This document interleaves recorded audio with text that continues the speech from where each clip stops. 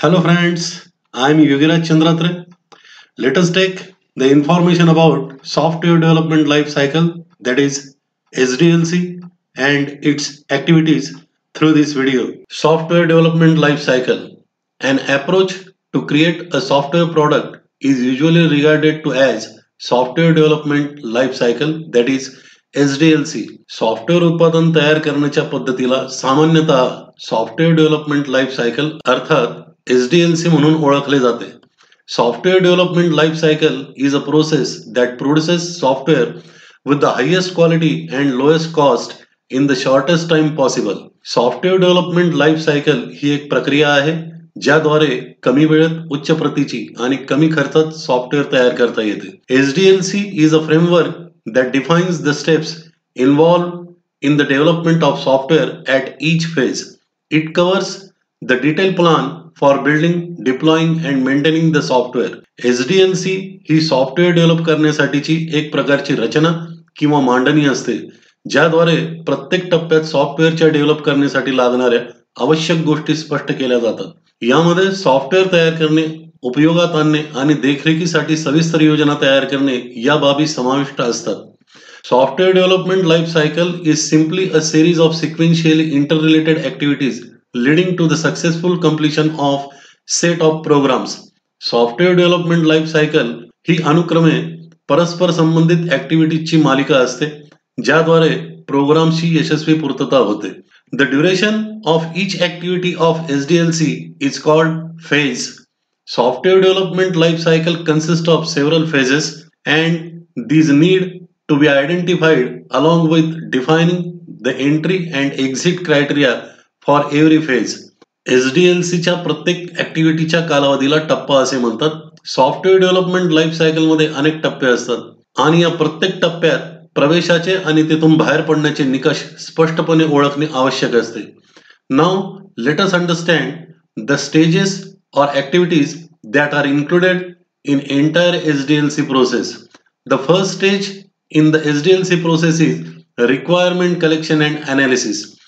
It is conducted by the senior team members with inputs from all the stakeholders and domain experts in the industry. Planning for the quality assurance requirements and recognition of the risk involved is also done at this stage. This phase provides a clear picture of the scope of the entire project, its problems as well as opportunities and directions. This stage is used by the team to understand the detailed and precise needs of the software. This information allows them to determine the time required to complete the work. Requirement analysis हा SDLC प्रक्रियेतील पहिला टप्पा आहे.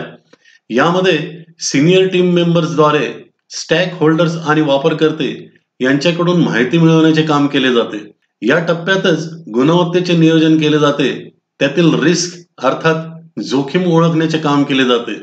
या टप्प्यात संपूर्ण प्रकल्पाची व्याप्ती, त्यातील समस्या तसेच संधी आणि निर्देश यांचे स्पष्ट चित्र तयार केले जाते. सॉफ्टवेअर टीमला सॉफ्टवेअर बाबत तपशीलवार आणि तंतोतंत गरजा समजण्यासाठी या स्टेजचा उपयोग होतो. या माहितीद्वारे त्यांना काम पूर्ण करण्यासाठी लागणारा कालावधी ठरवता येतो. Once the requirement analysis phase is completed, the next SDLC step is feasibility study. It is to define and document software needs. This process conducted with the help of software requirement specification document, also known as SRS document. It includes everything which should be designed and developed during the project life cycle. Requirement analysis stage पूर्ण झाल्यावर पुढील stage म्हणजे feasibility study. याद्वारे सॉफ्टवेअरच्या गरजा स्पष्ट केल्या जातात आणि दस्तऐवज तयार केले जाते. SRS डॉक्युमेंट म्हणून ओळखल्या जाणाऱ्या सॉफ्टवेअर रिक्वायरमेंट स्पेसिफिकेशन दस्तऐवजाच्या मदतीने ही प्रक्रिया पार पाडली जाते. यात प्रोजेक्ट लाईफ सायकल साठीच्या सर्व डिझाईन आणि डेव्हलप केल्या जाणाऱ्या प्रत्येक गोष्टींचा समावेश होतो. Through this phase various feasibility checks are perform and that are as first one is economic. It checks can we complete the project within the budget or not. म्हणजे प्रकल्प बजेटमध्ये पूर्ण करू शकतो की नाही. Next is legal. It checks that can we handle this project as cyber law and other regulatory framework or compliances. म्हणजे प्रकल्पाला आपण सायबर कायदा आणि इतर नियामक चौकटीचे पालन करून हाताळू शकतो का? Next is operation feasibility. This checks can we create operations which is expected by the client.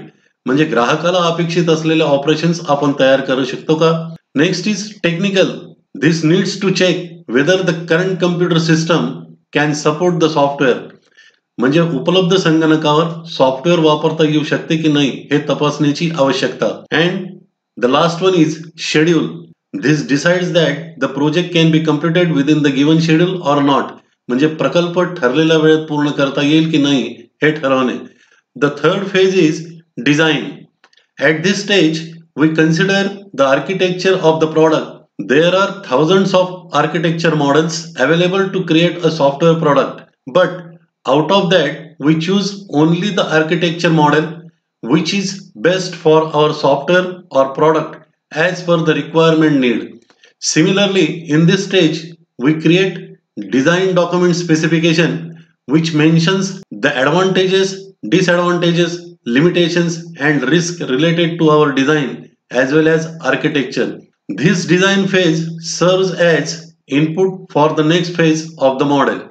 या स्टेजमध्ये आपण उत्पादनाच्या आर्किटेक्चरचा विचार करतो. एक सॉफ्टवेअर किंवा प्रॉडक्ट तयार करण्यासाठी हजारो प्रकारचे आर्किटेक्चर मॉडेल्स उपलब्ध असतात, परंतु त्यापैकी केवळ तेच आर्किटेक्चर मॉडेल निवडले जाते जे आपल्या सॉफ्टवेअरसाठी किंवा उत्पादनाच्या आवश्यकतेनुसार सर्वोत्कृष्ट असते. त्याचप्रमाणे या टप्प्यात डिझाईन डॉक्युमेंट स्पेसिफिकेशन तयार केले जाते, ज्यात आपल्या डिझाईन तसेच आर्किटेक्चरशी संबंधित फायदे, तोटे, मर्यादा आणि जोखीमांचा उल्लेख असतो. ही डिझाईन स्टेज मॉडेलच्या पुढील टप्प्यात इनपुट म्हणून काम करते. Once the design phase is over, the next phase is coding. At this stage developers begin to build the entire system by writing code using the selected programming language. At this stage, all operations are divided into units or modules and assigned to different developers. This is the longest stage of the software development life cycle process. In this phase, developer needs to follow certain predefined coding guidelines. They also need to use programming tools like compiler, interpreters, debugger to generate and implement the code. या टप्प्यात developers निवडलेल्या programming भाषेचा वापर करून code लिहून संपूर्ण प्रणाली तयार करण्यास सुरुवात करतात. या टप्प्यात सर्व कामकाज युनिट किंवा मॉड्यूलमध्ये विभागले जातात आणि विविध डेव्हलपर्सला ती दिली जातात. सॉफ्टवेअर डेव्हलपमेंट लाईफ सायकल प्रक्रियेचा हा सर्वात प्रदीर्घ टप्पा असतो. या टप्प्यात डेव्हलपरला काही पूर्वनिर्धारित कोडिंग मार्गदर्शक तत्वांचे अनुसरण करावे लागते. तसेच कोड तयार करण्यासाठी आणि अंमलात आणण्यासाठी त्यांना कंपायलर, इंटरप्रिटर, डिबगर यासारखे प्रोग्रामिंग टूल्स वापरणे देखील आवश्यक असते. The next phase is testing. Once the software is completed and it is deployed in the testing environment, the testing team starts testing the functionality of the entire system. This is done to verify that the entire application works according to the customer requirement. During this phase, quality assurance and testing team may find some bugs or defects which they communicate to developers. The development team fixes the bugs and send back to quality assurance for retesting. This process continues until the software is bug-free, stable and working according to the business needs. Software पूर्ण झाल्यावर ते टेस्टिंगसाठी दिले जाते. Testing team संपूर्ण सिस्टीमच्या कार्यक्षमतेची taste करतात. ग्राहकांच्या आवश्यकतेनुसार ऍप्लिकेशन कार्य करते आहे की नाही हे व्हेरीफाय करण्यासाठी हे केले जाते. या टप्प्यात क्वालिटी अश्युरन्स आणि टेस्टिंग टीमला काही दोष आढळू शकतात, ज्याबाबत ते डेव्हलपर्स टीमला सांगतात. डेव्हलपर टीम त्या दोषांना काढून टाकतात आणि पुन्हा चाचणीसाठी क्वालिटी अश्युरन्सकडे परत पाठवतात.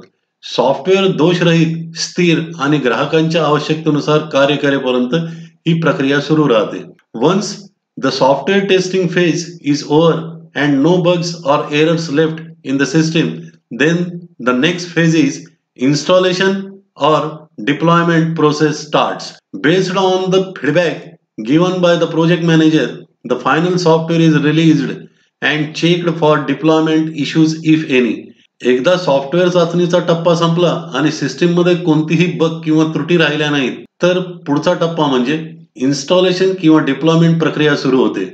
प्रोजेक्ट मॅनेजरने दिलेल्या अभिप्रायाच्या आधारे पूर्ण झालेले सॉफ्टवेअर वितरित केले जाते आणि वितरणाच्या काही समस्या असल्यास त्याबाबत तपासणी केली जाते. The next phase is maintenance. It starts once the system is deployed and customer starts using the developed system. Following three activities occur. First one is bug fixing. Bugs are reported because of some scenarios which are not tested at all. Next is upgrade. Upgrading the application to the newer version of the software. And third one is enhancement. Adding some new features into the existing software. एकदा system वितरित झाली की ग्राहक त्या सिस्टीमचा वापर करण्यास सुरुवात करतात. त्यानंतर 3 ऍक्टिव्हिटीज घडतात. पहिली म्हणजे बग फिक्सिंग, म्हणजे दोष निराकरण. काही वेळा ज्याची अजिबात चाचणी केलेली नसते असे काही दोष आढळून येतात, ते दोष काढून टाकले जातात. दुसरं म्हणजे अपग्रेड, सॉफ्टवेअरची नवीन आवृत्ती तयार करणे. आणि तिसरं म्हणजे एनहान्समेंट, म्हणजे विद्यमान सॉफ्टवेअरमध्ये काही नवीन वैशिष्ट्ये जोडावी लागतात. The main focus of this SDLC phase is to ensure that needs continue to be met and that the system continues to perform as per the specification mentioned in the first phase. System development life cycle चे मुख्य उद्दिष्ट म्हणजे ग्राहकांच्या सर्व गरजा पूर्ण करणे आणि SDLC च्या पहिल्या टप्प्यात नमूद केलेल्या तपशिलांनुसार सिस्टीमने काम करत राहिले पाहिजे. So friends, in this way we have taken information about the SDLC and its activities. Thank you very much.